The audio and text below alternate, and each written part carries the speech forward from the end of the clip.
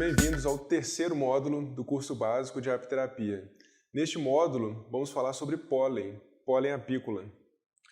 Então, quais são os temas que vamos abordar? O que é o pólen, composição, checklist, claro, uso popular, alergia, estudos científicos, pólen de abelha sem ferrão e sugestão de dose. Então, primeiro é importante a gente diferenciar, o pólen apícola do pólen das flores. O pólen das flores corresponde ao gameta masculino, e sim, as abelhas vão coletar esse pólen das flores, mas o pólen apícola não é só pólen floral. No pólen apícola, a gente encontra, por exemplo, enzimas que as abelhas colocam ali. Então já tem uma primeira diferença. E o transporte é feito nas corbículas, no mesmo local que elas transportam a própolis, elas vão salivando e vão colocando lá na patinha e levam para a colmeia. Na colmeia, esse pólen ele chega a ter um outro nome. Lá dentro a gente chama de pão de abelha ou samburá.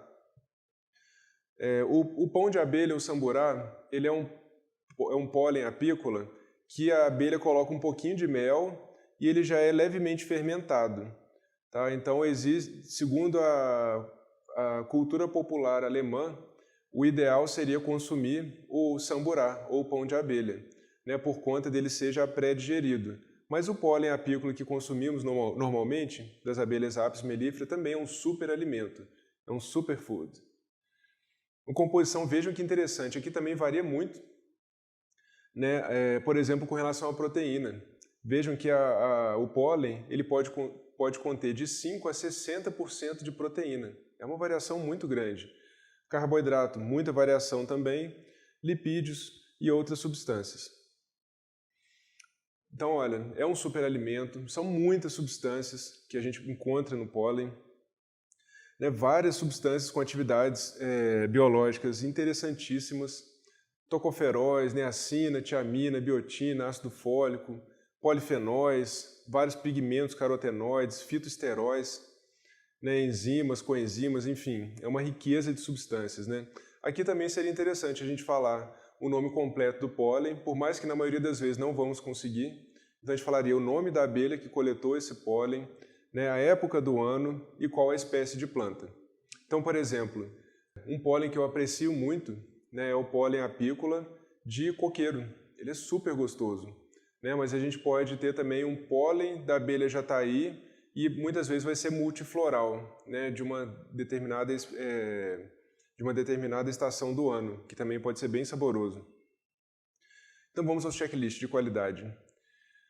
O local onde se encontram as colmeias. Eu costumo brincar que o pólen é como se fosse uma esponja. Então, se no local onde essa colmeia está recebe muito agrotóxico, muito pesticida, o pólen ele vai puxar literalmente esse agrotóxico e pesticida e vai estar totalmente contaminado.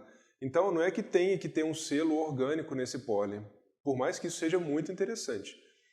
Mas é interessante que essa colmeia esteja num local livre desses contaminantes da indústria da agricultura. Existem fragmentos no pólen, é interessante a gente avaliar e se existe análise laboratorial ou não. Se existe, se for de um produtor maior, é interessante a gente avaliar. Uma avaliação nutricional, interessantíssimo também. A gente ainda vai falar um pouco mais do checklist. Então, com relação a contaminantes, então é interessante que nesse pólen a gente tenha uma avaliação, por exemplo, de metais pesados, de pesticidas, herbicidas, micotoxinas, bactérias, antibióticos. Por mais que na maioria das vezes a gente não vai ter uma avaliação dessa, se possuir seria muito interessante. E, continuando, a gente pode consumir o pólen fresco. Isso, por exemplo, tem um amigo meu em Portugal que ele só consome pólen fresco. É um pólen que ele é coletado e ele tem que ser armazenado em refrigeração. É uma forma muito interessante.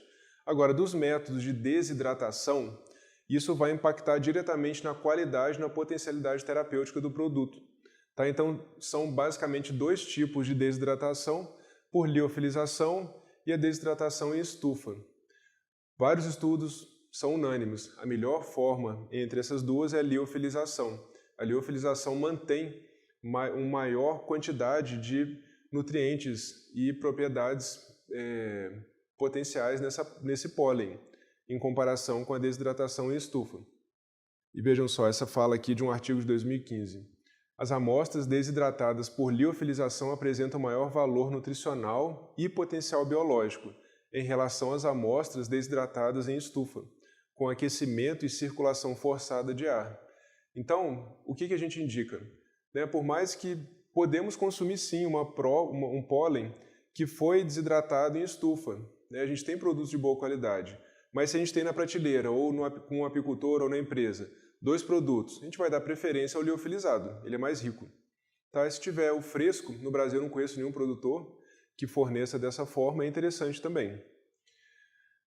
Então, são várias propriedades biológicas que o pólen ele possui. Nesse artigo de 2016, vejam só, ele coloca a potencialidade de atuação biológica e as substâncias que podem fazer isso e o que elas vão fazer. Tá? Então, por exemplo, atividade anti-inflamatória. Quem vai fazer isso? São flavonoides, polifenóis, enfim. E aí o que ela faz? Diminui, por exemplo, NF-kappa-beta, enfim. Como antioxidante, diminui a espécie reativa de oxigênio. Quem faz isso? Vitamina C, vitamina E, algumas enzimas. Atuação anticarcinogênica. O pólen também. Vocês veem que todos eles têm essas atuações muito semelhantes. Atividade antibacterial, antialérgica e antiaterosclerótica. Então, assim, esse tema alergia, então, dos quatro produtos apícolas desse curso, o pólen ele é o mais alergênico. Tá? Mas existe, por exemplo, na cultura popular alemã, europeia no geral, eles utilizam o pólen até como dessensibilização à alergia de pólen. Então, por exemplo, lá possuem períodos de estações do ano com temperaturas e períodos marcados. Então, tem a primavera, verão, outono e inverno. Na primavera existe uma chuva de pólen e, nesse momento, muitas pessoas desenvolvem alergias severas.